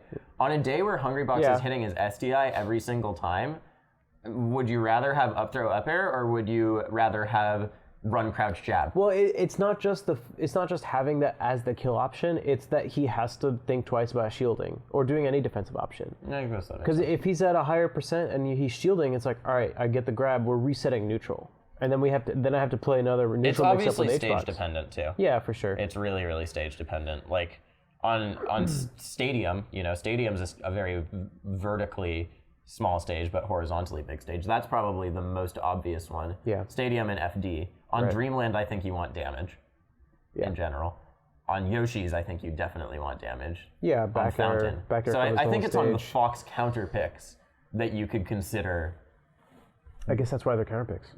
Yeah. Maybe. Yeah. It's a more straightforward game plan. Yeah. The other thing about Mewtwo is that there's like a question floating in the air, like, is Mewtwo rusty? Is this what rusty Mewtwo looks like? No. This is what Mewtwo always looks like. Yeah. He's always looked exactly how he looked at Big House. Yeah, guys, who was it that he looked like sort of shaky against in pools? MikeHaze? No. Oh, it was Rick. Yeah. Yeah, Rick took a game off him. I remember talking to MikeHaze the day that Mewtwo lost to Rick, or beat Rick. So we were trying to get food, like me and Nintendo and a few other people were trying to get food. And I was like, guys, I want to watch Rick versus Mewtwo first before we head out, because I know it's going to be a good set, because I think Rick's Falco is sick, and Mewtwo is going to go Sheik. Like, I know he's going to go Sheik. So obviously he goes Sheik, and obviously he loses, right? And then he 4-stocks him the next game with Marth, something like that. And then they kind of have a close next game. Yeah, it was pretty close. Rick almost 0-deaths him and then bonks his head on Battlefield. Yep. And we're like, all right, that's kind of... M2K just kills him for it. Yeah. Well, no, just nothing happened. He just died. No, right? M2K kills him. So Rick had the angle to he did. Okay, to gotcha. save himself, but M2K didn't let him But come back. that's kind of how we thought it was going to go. And then I remember telling Mike about it, and he was like, damn it, did Rick take my Sheik game from me? That's really funny. If Mewtwo had beaten him with Sheik, Mike was going to get a Sheik game. That's true. That's Everyone really wants that good. Sheik game. So I told him, I was like, you should just do what I did and take the Sheik game from him at the end of the set. Just beat the Marth. That is what you did. He didn't like that strategy. So then let's continue on the M2K train. So M2K makes winner's side top 12 by beating Hbox. Yeah. Because that's how it goes. And then he plays Zane. Yeah. And he does not beat Zane. He gets fucked up, I think. Zane and I were playing a lot that day. And neither of us was surprised at the outcome. Yeah. We were talking about the matchup. We were talking about what Mewtwo does. We're talking about like the game plan that we both try and do in the Marth Ditto. And this is an example, maybe not so much of Rust, but like M2K's been away for a while. I feel like the Marth Ditto's changed quite a bit in the time that M2K has been playing tournaments seriously. This is what I'm saying, is that his Marth has been the same for so long. Right. And this is another aspect of it, is that I think Mewtwo Marth has actually skewed the way that Marths have come up for the entire history of Melee. Because I think people thought that the way you're supposed to play Marth is the way that Mewtwo plays Marth. But that's not textbook Marth. No. Textbook Marth is Zane's Marth. Yeah. And that's why today there's so many more Marths, because they finally have like a very solid example of like, this is the path that I can follow. These are the options I should be using, as opposed to Mewtwo who's rolling the dice. This is a fun sidebar. There was a comment on the League of Legends subreddit the other day where someone, like, Faker was wandering into a bush, Faker, best League of Legends player, with 5 people waiting in it. And this is one of the best casting moments I've ever seen. Completely apropos of nothing. Quick Shot says, because they see that Faker's going to face check, and he goes, Vedius, does Faker die? Right now, answer yes or no. And Vedius goes, no. And he's walking into 5 people, and then Faker outplays all of them and gets out alive. That's awesome. And then Quick Shot went, Vedius, you're a god! But like, That's really, so it was a funny. Quick Shot asking that in the spur of the moment was so genius. And so in the comments, someone said... Yeah, just send me that clip. So, I will. Someone said, Quick Shot saying, Vedius, you're a god, reminds me of this clip. And it's a clip from Zane versus M2K at Summit, where Scar says he's dead because M2K has like grabbed Zane or something, and then he goes, Bobby Scar, to himself. That's good. And Taupe is like, why the fuck are you doing? That's so funny. But that said, speaking of, we were talking about how the perception of you was so different back then. Yeah. Oh my god, dude, Smash Summit 6, they're still freaking out about how good Zane is. People, Zane was a vote-in to Smash Summit 6. Honestly, that was like the last turning point. 2 months before Shine. That was like the last turning point for Zane. 2 or 3 months before Shine. So that was when he'd been on the way up, but getting third at Summit as a vote-in is no joke. Yeah, so that was the crazy one, Cody. And he lost to Meech King there. Yes. And then Meech King retired. So that set was, if you watch that set, Zane is fucking destroying M2K in neutral. He is doing the most immaculate dash dances, baiting out landing aerials, spacing over him so much. That's what he always does. Yeah. There's a period at the end of where he makes a comeback on FD where he's just like tech chasing M2K perfectly. Like not even trying to. It was one of the best flow state moments I've ever seen, because what happens is he gets a forward throw, he dash dances, M2K techs, and he just runs up and he grabs it again, and it's almost like those moments where it's like two flow state, because like you're showing how sick you are by tech chasing, but you probably should have just like gone for an F smash read and won the game or something, But the way M2K wins that set, he just fucking cheeses him. He just throws him off the stage and F smashes and up Bs. He goes down and up Bs low and he just fucking cheeses him.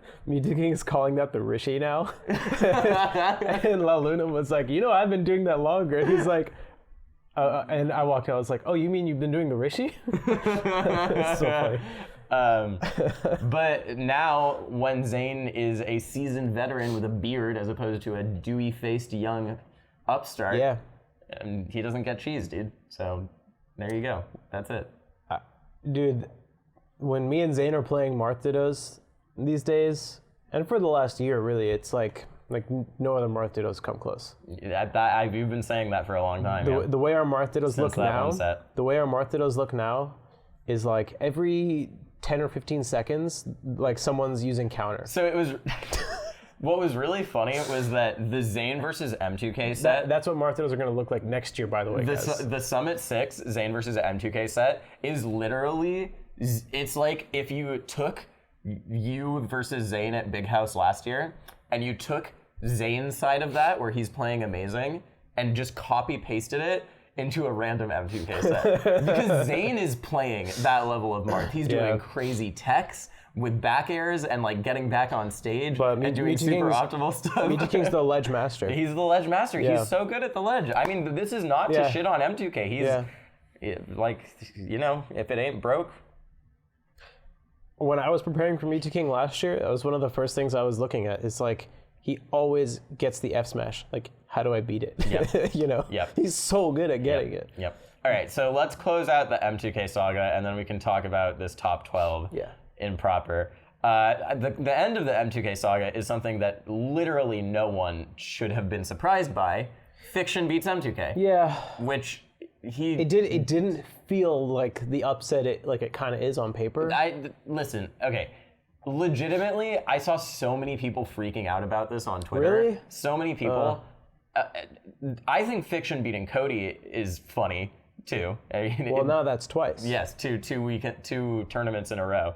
But Andy beat Wizzy. Yes, Fiction had an amazing tournament. We'll get to that. But Fiction's claims to fame when he was a top 15 player in 2015 were that M2K came to Socal twice and Fiction destroyed him. Yeah. Those were his best wins back then.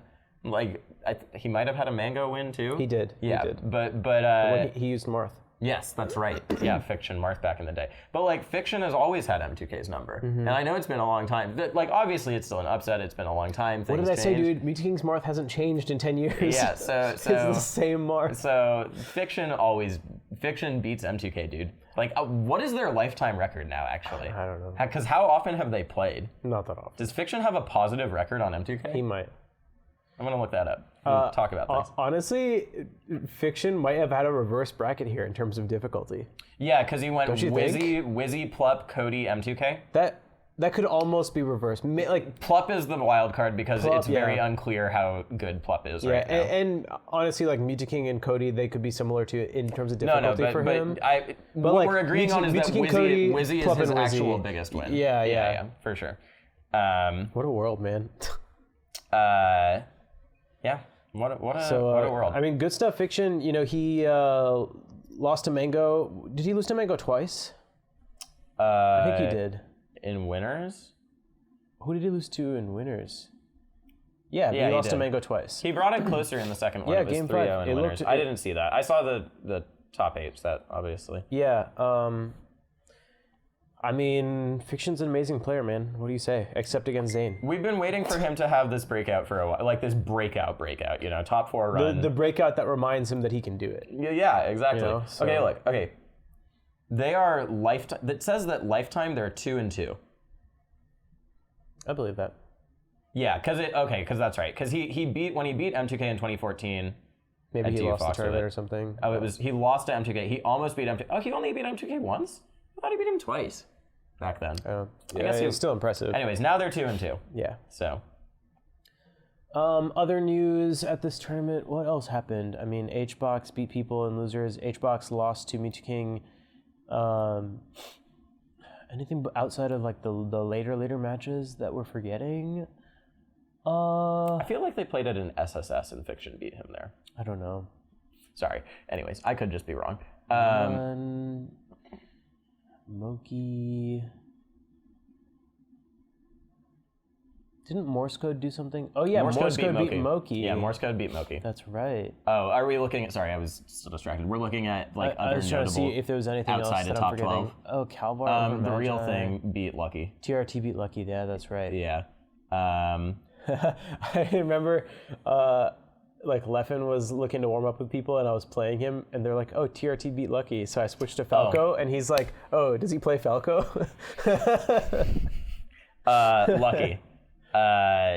This is the third final sad story in the Ty almost beats a top 15, top 20 player saga. I didn't even see that. He went last hit with Lucky, and he choked, and Ty got up, and he looked so sad. Ty, if you listen to our podcast, you're so sick, dude. Dude, I didn't get to play Ty at all. Ooh, I'll have to play him next time. Battery on the camera is about to run out soon. Well, we're near the end. That's why we take breaks. I forget. That's why we do it. Shoutouts to Chillin for choking a 3-1 lead against Chango. Yes. Oh my God. No surprise there. All right. Top 12. Yeah. Let's talk about it. Best top 12 of a Melee tournament all year. All year. We talked about Zane. Leffen bodied Mango in winners. Which is let's not gloss over that. That's very important. Well, Leffen won last time too, right? And it's very important in terms of the overall storyline, right? That's true. Because we know where that goes. People saying like, oh, losers Mango. Like, he didn't start in losers bracket, so it doesn't feel... Yeah, he started he was guaranteed top 5 winners. But he got so fucking destroyed by Leffen that I can understand why it feels like losers Mango at that point. Sure. You know? Yeah.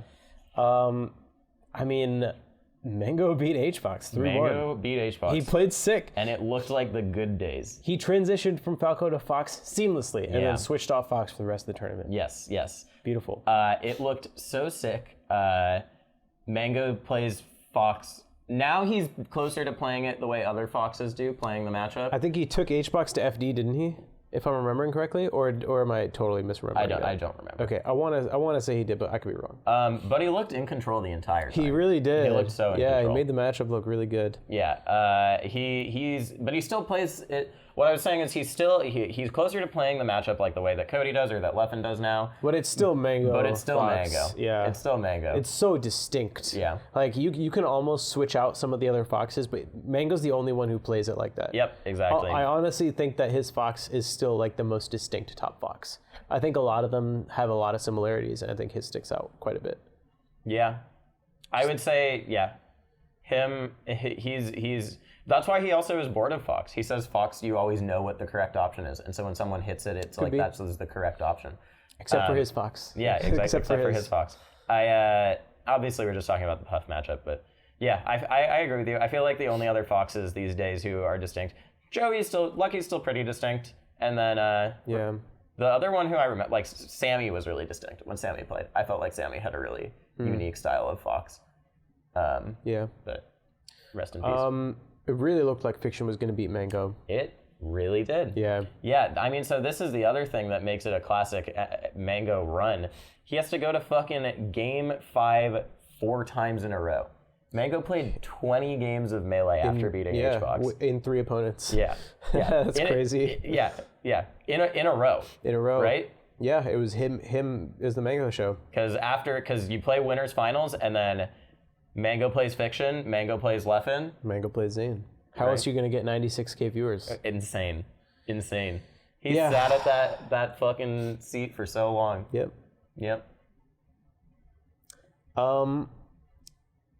So shall we talk about the matches? I want to talk about.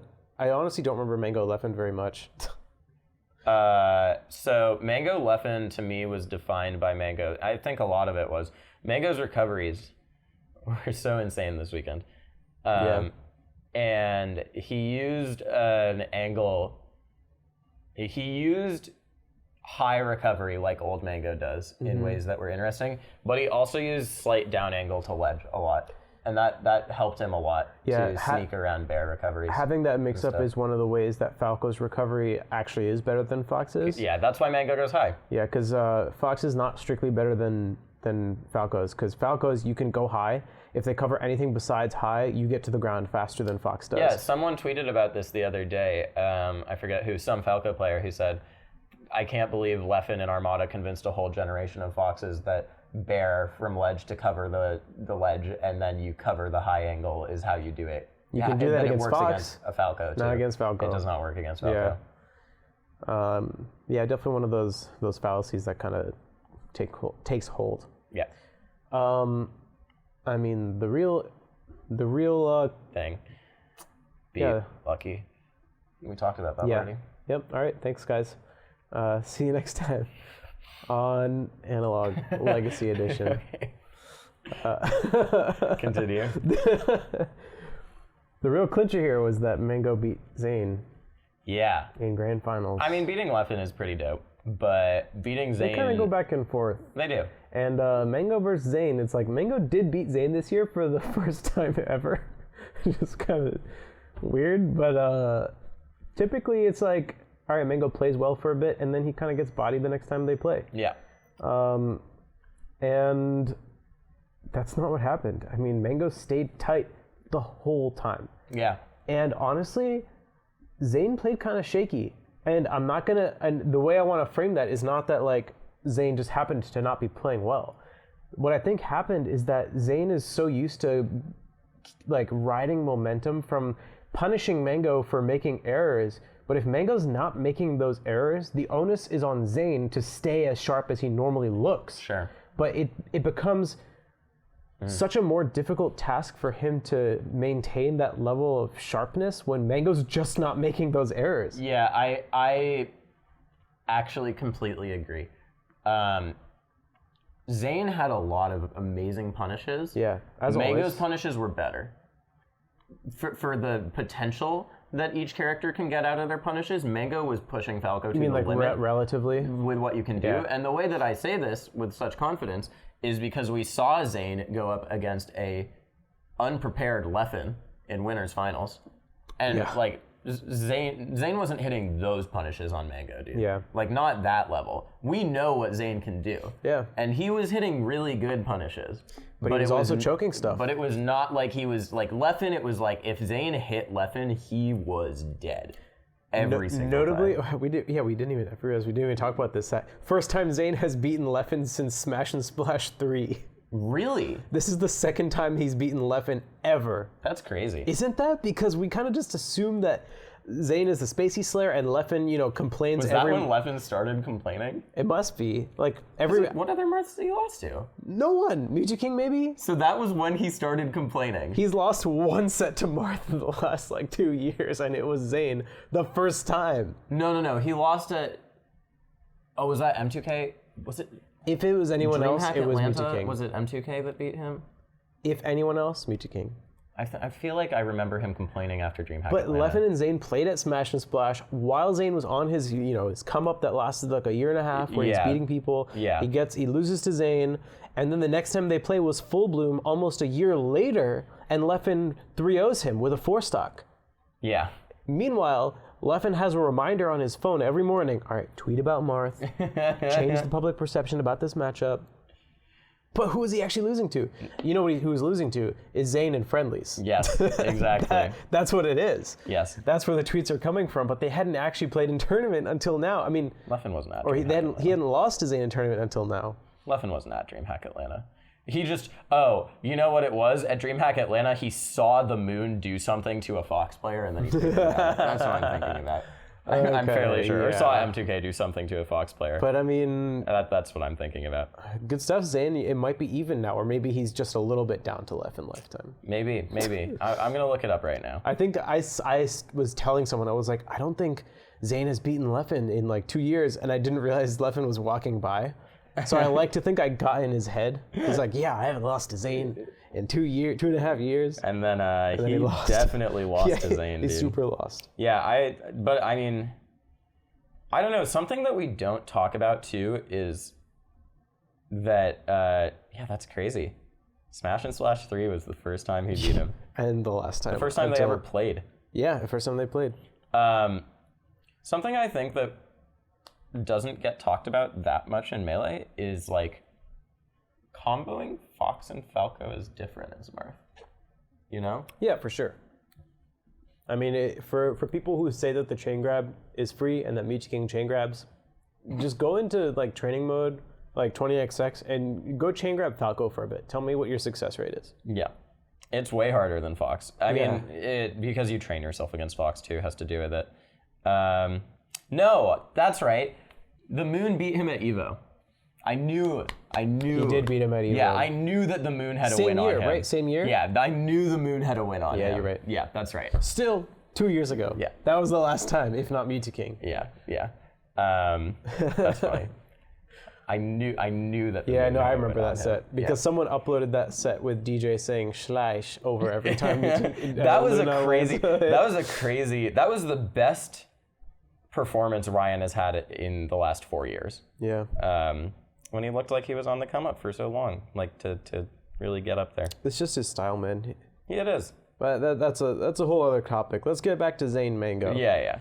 Game 5, like Mango looked like he was in control the whole time for the most part, and it was still Game 10. Yeah, you know what was so crazy is that the games before that Game 10, the momentum felt. This is the one thing about it is that the games before that Game 10, the momentum felt like so back and forth. And then Game 10, Mango was winning. And part of that is because we didn't see the first stocks. And if you go back and see the first stocks, Zane zero deaths him. He just 0 to deaths him. Yeah. But with the stocks that, this is something so interesting in terms of like how we perceive sets and Melee in general. Because we didn't see the first stocks, when game 10 started, I was like, oh, Mango's gonna win. Because he immediately fucks up Zane and he has like a 2-stock lead. Yeah.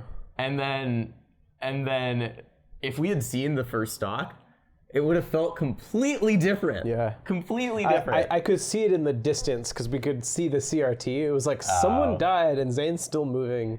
Did you watch the commentary of that laid over? I have not seen it. Oh, it's so great. Scar and Toph were really doing amazing the entire weekend. And when the screen goes out, because they can't see either, they're like, did I just hear a Falco die? And then they hear Marth die, and they go, I think that Marth's dead too. And then the thing comes back, and simultaneously they go, they're back! And then they say simultaneously, 3 stocks apiece at the exact same time, so which is funny. such a weird way to say it. Yeah. So it's so cool that they said it. Yeah. Scar had a quote that already thousands of Melee fanboys have tweeted out. There's so much more Melee left to play. Yeah, and then Mango said it on his stream a couple days ago. I was like, come on, Mango. But so what's weird is that the quote's taken completely out of context. Yeah. The way people are saying it. Because the way people are saying it is Prague we'll be back next year type stuff, right? Like one more year. That's how people are saying it, as in like Melee will never die. Yeah. That wasn't what Scar was saying. In when he said it on commentary, he actually said it in a very weird, awkward way, but in one of the moments that we love Scar for. Yeah, so what he said is, Mango is someone who always thinks that there are new things to do in Melee. It wasn't about like how much time there was in Melee. It was the options that you could play in Melee, like the situations that you could play in Melee. That could be the same thing.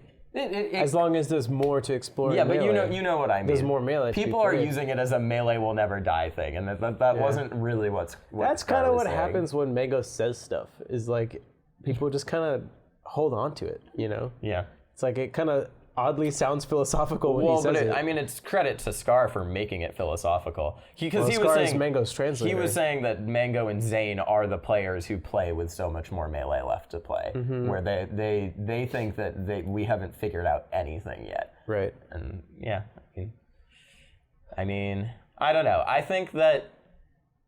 Shoutouts to Scar.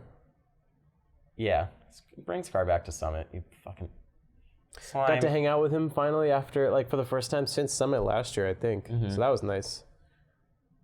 He's always at his best at Summit. I actually am very critical of Scar a lot of the time when he's in non-Summit situations. He did really well at this tournament. He's tightened it back up. Yeah, he's gotten way better. Oh, we didn't even talk about the roast of Bobby Scar. Oh, we don't have to. Yeah, I mean, I don't intend to, but it was great. It was... I have mixed feelings. Yeah. I have very mixed feelings. Hugo is right. His roast was better. Well, they had a lot of trouble coming up with things to say about Bobby. They mostly talked about Ludwig. It was a great power move of Bobby to just make no jokes whatsoever. Just walk on stage, tell a story about his son. Yeah. I just wanted to talk about that. I liked Blur's story about Bobby's son. About Bobby's son? Yeah. You know his story about the mahjong and everything? Yeah. And he tries to end it by, trying to imply that, I don't know, Toph is, Bobby's son's mother or something. Oh, was that what was implied? He makes some weird joke. I don't know. That joke I think it was Ludwig who was, the punchline of everything Blur says is, haha, he's gay. He's gay. Yeah, I don't know. I talked about this a lot in the car because I went to get dinner with Hugo and a few other people. And I guess we are going to talk about the rest a little bit. How did we get here? We don't have to talk about the roast. When it's a roast, I understand that the only jokes gamers know how to make are gay jokes. Yeah. And you guys have sort of just shown that's part and parcel with the roast. Yeah, whatever. I expected it. I was sitting there in the audience and it was really... Oh, that's right. We were talking about wow, every joke is a gay joke. I don't think that jokes are excused if they are even further, but just in terms of comedy, when you make a gay joke like that, the people who do that anywhere close to well or okay, which I don't even think it's true. Okay, listen, I think you can come up with jokes that are funnier than gay jokes anyways. When you make a gay joke, part of the joke, if you're doing it in this community, is that you are that audacious to make a gay joke. Part of it is supposed to be that you take it so fucking far that you're making the joke. That you are a fucking asshole. Right. And so you're ridiculing yourself for being that way. Yeah. And that's just how that sort of joke works. That's how Slime's gay jokes work. It's because it's about hyper-masculinity. The butt of the joke is always Slime for making the joke. I still think that he over-relies on them a little bit sometimes. But, he's a straight dude. What can you do? But when you make a gay joke where the punchline is actually the thought that someone is being gay...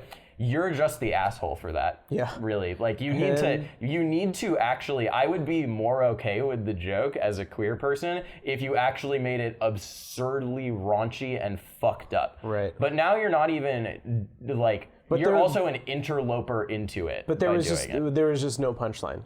That was the punchline. Well, the Blur joke had a lot of problems. I just mean all of the gay jokes. The punchline was just, you suck Scar's dick. Right. Which makes you gay. Right. Very good and original. I saw a tweet recently that was, now we're just getting into a larger context. It was the dude who directed Joker said that he got out of comedy because he says you can't make fun of things anymore. Yes. And was it Jamila Jamil who responded? It was one of the actors on The Good Place who was like, here's a list of TV shows that are like award-winning comedies. It was Jamila Jamil because she listed The Good Place first. Yeah, and she was like, and none of them are like making jokes at someone's expense in that kind of way. There were also like Taika Waititi. You know, Taika Waititi has a movie right now in which he plays Hitler that has been critically adored for being and it's a comedy. Yeah. What movie? I haven't heard of this. Jojo Rabbit. Huh. And so he tweeted and he was like, you just can't make funny movies anymore. And then also Mark Maron, who is in Joker, like came out and was like, Todd Phillips is a dumbass. Like immediately after getting that money. Oh yeah, I want to talk about the Joker. I haven't seen it, but... Me neither. Anyways, my point is, it's a given that y'all are gonna make dumb gay jokes at the roast. I don't like it, but like that is what you guys are gonna do, and I get it, and that's fine. But you guys weren't even funny about it. You just like, it's just standard gay jokes. Like, come on, there's so much more you can do with that. Yeah. I don't get why you are so willing to hammer home the blurs. It just makes it even more clear that you don't hang with queer people when you make jokes like that. Like, you guys are so willing to hammer the jokes about Blur's size, about him being fat, because like that joke is one where it was taken to such an extreme that it was parodying itself by the end. Yeah. And that's why it was at least sort of funny. It was constructed that way. Yeah, you know, it's still fucked up, but it's a roast, but it's still fun. We're operating on multiple levels. Would I prefer that those jokes didn't happen? Sure, but then if we're talking about the actual comedic value of them, like there it becomes funnier because of the absolute absurdity with the fact that you guys are being such assholes about a thing that Blur obviously does not feel good about. That is so horrible, which is why it was funny. That is why it was fucked up and funny. And you do that because you guys are friends with Blur. I'm saying this in such an accusatory way. I don't know. But it's semi-is. Stop making fucking gay jokes. Jesus Christ. When you do it with the gay stuff and you go so half-hearted with it, it's just very clear that that you're not queer and you don't have any queer friends. Because gay people joke about being gay all the time and about how it sucks and it's a bad thing. Like, gay people make those jokes all the time. Mm-hmm. And they're funny. But you're not laughing at the horror of it, which is what it should be. You're just laughing at that being the punchline. Gay. Yeah. Anyways, I don't know. The roast was sort of painful for me. I did not really enjoy it. I think the crowd had a lot to do with it too. I have problems with how much of Smash humor is gay jokes in general, but you know, it's just sort of what you expect at the roast. So. Right. I don't think we're gonna solve that one anytime soon. We can try. Is it worth it? Yes, it is. Yeah. Why did we talk about the roast? Next just time, got all worked up about it the in roast general. Legacy Edition. I very much liked how Bobby handled the roast. He just told no jokes. It was great. He made jokes about Ludwig, like everyone else, and he said, "You're too easy picking, so I'm going to stop." Oh, that was great. Just refused to play. Yeah. This is almost a 2-hour episode. Our camera's been dead for 15 minutes. I forgot that is why we take breaks. I was like, we'll just fucking power through. Yeah, I figured that was how this episode was going to go. Yeah. I'm sure there's more stuff we didn't even talk about. I didn't even talk about shoutouts to the Smash Sisters for inviting me to commentate, which was awesome. That's awesome. Because they ran Rishi's Jungle Jam for their crew battle. That's super cool. Yeah, so that was awesome. Fun. That's dope. At Big House? Yeah, at Big House. And you and I have talked about this where like my voice has been shot for like 2 months. Yeah, but it's back now. And it's been like painful to speak, but I was like, screw it. I'm not turning down the opportunity to commentate Smash Sisters. Hello? Yeah. Also, we're not going to make any promises on episodes because we don't do that because we know ourselves too well. But Rishi's voice being gone was a big part of us not doing episodes. We've had opportunities. I straight actually. up like couldn't talk. We've had opportunities where we could have done them, and And you were traveling for a bit. Yeah. Now I am no longer working a 9 to 5 anymore. So who knows? I have no promises, but. Well, the remainder of the year is a little bit quieter. I mean, we have EGLX coming up this weekend. Maybe we don't have anything to talk about. Maybe you're watching it while listening to this. I don't know. And then GTX is coming up, but really, besides that, like, there's not a whole lot of other stuff. Maybe we'll do some C-Sticks. I don't know. Maybe we'll talk about Ultimate because we didn't even touch Ultimate. And a lot has happened in Ultimate. Yeah, Nairo finally won a major. Nairo won a major. T1 Thunder Smash. Yeah. I mean, Ultimate is really exciting right now too. Yeah, it is. In closing, I would like to say that there is a single New York City player who believes that Mexico and Canada could beat Tri-State in a melee crew battle.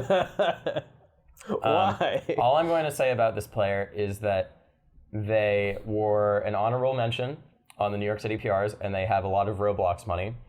And that's our question to you. Could the Tri-State PR, could the Mexico and Canada Combined, actually legitimately combined, beat Tri-State in a crew battle? With or without Cody? Because now Cody's moved to Socal. With Cody? Yeah, with Cody. All right, 2 questions. With Cody and without Cody. Yeah, actually, well, yeah. That's our question to you guys. Please do not go and tweet at the Roblox Rich honorable mention on the past 2 NYC PRs, Fox and Samus player, about this. Thanks. Bye, guys. Bye.